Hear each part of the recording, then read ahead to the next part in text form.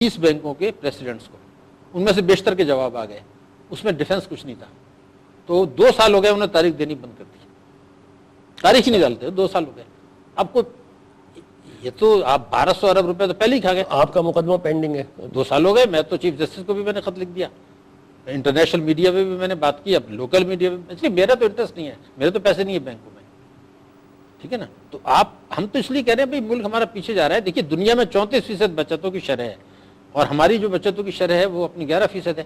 تو آپ قرضوں پہ انحصار بڑھا رہے ہیں. قائد اعظم نے یہ کہا تھا کہ مغلوں کی حکومت اس لیے ختم ہوئی کہ وہ اپنی چادر سے زیادہ پار پھیلاتے تھے اور قرضوں کی لت میں تھے. اس حکومت نے اس بجٹ میں یہی کیا گیا ہے کہ آپ نے بچتیں ختم کر دی. بچت خسارہ آپ نے جو ہے وہ 2800 ارب روپے 4 سال میں بجٹ خسارہ ہونا چاہیے تھا، وہ آپ کا 4400 ارب ہو گیا. 1600 ارب روپے زیادہ بچتیں آپ کی یہ کم ہو گئیں. دنیا کی بچتوں کے لحاظ سے ہم 1 سال میں 5000 ارب روپے کم بچتیں کر رہے ہیں. ٹیکسوں کی وصولی ہماری سب سے کم. تو نتیجہ کیا ہے کہ قرضوں پر انحصار بڑھا. قرضے اس حکومت نے 4 سال میں جتنے قرضے بڑھ گئے، آزادی کے 61 سال کے بعد جب یہ حکومت آئی تھی جتنے قرضے تھے 4 سال میں دگنے ہو گئے. اب یہ ان قرضوں کو ادا نہیں کر سکتے. اب جو آپ کا سوال تھا جی، دیکھیے فرینڈس آف پاکستان کا اجلاس ہوا 26 سپٹمبر 2008 کو. جی، انہوں نے کہا کہ جناب ہم پاکستان کو قرضے دلوائیں گے. بس ہمارے کچھ دنوں بعد ہمارے لوگوں نے کہنا شروع کر دیا، حکمرانوں نے، کہ جی یہ تو وہ ہمیں وہاں سے پیسے ملیں گے. انہوں نے باؤچر نے اس وقت اسٹیٹمنٹ دیا کہ ہم کچھ نہیں دیں گے آپ کو، کیش کچھ نہیں ملے گا. لیکن ہمارے یہاں کہتے رہے بجٹ میں پروویژنس بھی کر دی. بجٹ میں پروویژنس بھی کر دی. اس کے بعد جب کہا کہ جی وہ تھوڑا دیر ہو گئی آنے میں، تو IMF سے قرضہ لیا. اس میں شوکت ترین کو یوز کیا گیا تھا اور وہ مستقل جھوٹ بولتے رہا. وزیر اعظم جھوٹ بولتے رہے، اسٹیٹ بینک جھوٹ بولتا رہا، اور 1 درجن بیان شوکت ترین نے بھی دے دی کہ جی پیسہ آ رہا ہے. نا ربانی کر نے بھی بیان دیا. میں نے چیلنج کیا ہے 26 ستمبر 2008 سے آج تک کہ مجھے 2 لائنوں میں کوئی یہ دکھا دے کہ انہوں نے کبھی کہا تھا کہ ہم دیں گے. دیکھیے ایک ہوتا ہے انہوں نے کہہ دیا اور نہیں دیا، وہ ٹھیک مجبوری ہے. لیکن میں تو یہ کہہ رہا ہوں انہوں نے کہا تھا ہم نہیں دیں گے، اور آپ 1 سال تک قوم کو جھوٹ بولتے رہے اور پھر آخرکار IMF کا قرضہ لیا امریکی ایجنڈے کے تحت. دوسرا تماشا جو ہوا کہ ہمیں قرضہ ملا 24 نومبر 2008 کو IMF سے. 9 دسمبر 2008 کو میں نے لکھا اخباروں میں کہ اس قرضے کو 2012 میں ہم واپس نہیں کر سکتے. ہاں مجھے یاد ہے. حکومت کہتی رہی کہ جی کریں گے. میں نے کوئی 2 درجن دفعہ کہا، آپ کے پروگرام میں کئی دفعہ کہا کہ جی نہیں واپس کر سکتے. اب پہلی دفعہ 2012 میں مئی جون میں یہ بات کرتے ہیں کہ جی ہم قرضے دینے میں ہمیں مشکل کا سامنا ہے. تو یہ ایک سازش تھی. 4 سال جب 3.5 سال تھے اب میں آپ کو بات آ رہا تھا. تو اب سوال 2 پیدا ہوتے ہیں جی. ایک تو یہ کہ میں آپ سے جب یہ کہہ رہا ہوں 26 ستمبر 2008 سے کہ یہ فرینڈس آف پاکستان جال ہے اور انہوں نے کوئی وعدہ نہیں کیا اور حکومت کہہ رہی کہ وعدہ کیا ہے اور ہمیں ملیں گے، تو میڈیا نے اس ایشو کو کبھی ٹیک اپ نہیں کیا. اور وہ سیاستدان جو حکومت کے خلاف جو ہے وہ دھمکیاں دیتے ہیں حکومت کو، وہ بھی اس معاملے میں خاموش ہے، کوئی بولنے کے لیے تیار نہیں ہے. پھر ایک چارج شیٹ یہ ہے سب کو. دوسری چارج شیٹ یہ ہے کہ جب 3.5 سال سے میں کہہ رہا تھا کہ جی آپ اس قرضے کو واپس نہیں کر سکیں گے، تو جو اسٹیٹ بینک کیا کر رہا تھا، سیاسی پارٹیاں کیا کر رہی تھی، میڈیا کیا کر رہا تھا، کسی نے توجہ نہیں دی. 2 ایشوز ہیں سیریس ایشوز کے اوپر دونوں، اس لیے کہ ان کا تعلق آپ کی یعنی گویا چارج شیٹ 2 ہیں، میڈیا سے بھی اور اسٹیٹ بینک سے بھی اور سب سے. اسٹیٹ بینک سے بھی حکومت سے بھی 2 ہیں. ایک یہ کہ فرینڈس آف پاکستان کا سے پوچھے، جب آپ کسی انٹرویو کرتے ہیں صدر کے، وزیر اعظم کے، منسٹر کے، پارلیمنٹرین کے، تو پہلا سوال پوچھیں کہ جی آپ ڈاکومنٹ دکھائیے جس میں انہوں نے وعدہ کیا ہو کہ ہم دیں گے. میں ڈاکومنٹ دکھاتا ہوں جس میں انہوں نے کہا تھا کہ میں نہیں دیں گے. اس کا ایک اور ثبوت دوں. میں ایک تقریر کر رہا تھا کہیں پر، تو وہاں ایمبیسڈر وہ کونسل جنرلز بیٹھے ہوئے تھے یورپ کے. اچھا. تو فرانس کا تھے، دوسرے لوگ تھے. تو میں نے وہاں ایشو ریز کیا کہ جی آپ کی بدنامی ہو رہی ہے. تو قبول تو جواب نہیں دیتے، ڈپلومیٹس ہوتے ہیں، چلے گئے. اس کے بعد جرمن سفیر نے ایک اسٹیٹمنٹ ایشو کر دیا کہ بھائی friends of Pakistan never committed, Germany never committed. تو ہم نے کب کہا کہ دیں گے، تو آپ کہہ رہے ہیں. وہ بھی چھپ گیا. پھر بھی میڈیا نے ٹیک اپ. تو پہلا پاکستان کو ایک سازش کے تحت پھنسایا قرضے میں. پھر جب وہ قرضہ لے لیا تو جان بوجھ کے اس کے ریپیمنٹ کے لیے پیسوں کا انتظام نہیں کیا. اور جب اب 2012 آ گیا تو اب کہتے ہیں جی ہمیں نیا قرضہ لیں گے. تو میں نے تو 2.5 سال پہلے لکھ دیا تھا کہ IMF کے پاس دوبارہ جانا. جتنے بھی ماہرین ہیں پاکستان کے، وہ ماہرین جو IMF ورلڈ بینک کے ملازم ہیں اور پاکستان میں دوڑ کے آتے ہیں جب حکومت بدلتی ہے کہ جی ہم اس ملک کو چلائیں گے. کوئی اسٹیٹ بینک کے سابق گورنر سے ایک آدمی نہیں بولا. 2 چارج شیٹ.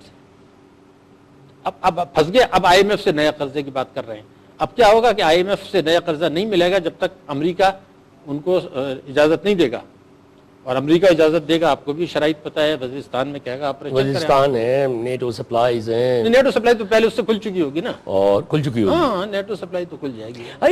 آخری بالکل 2-3 منٹ ہیں. یہ میں نے کہا تھا کہ جو ڈونیشنز ملتی ہیں پاکستان کو، جو امداد ملتی ہے مختلف سیلاب یا کسی حوالے سے، اس کا حساب کتاب کون رکھتا ہے؟ مثلا ایک کہیں میں نے ایک خبر پڑھی تھی کہ 2005 کا اکتوبر کا جو زلزلہ آیا تھا خصوصاً آزاد کشمیر وغیرہ کا، وہاں تو ریہیبلیٹیشن اب تک نہیں ہو پائی، 7-8 سال ہو گئے، اور امداد خاصی ملی تھی پاکستان کو. کہاں گئے وہ پیسے؟ کسی نے کوئی حساب دیا اس کا؟ کسی نے کچھ پوچھا؟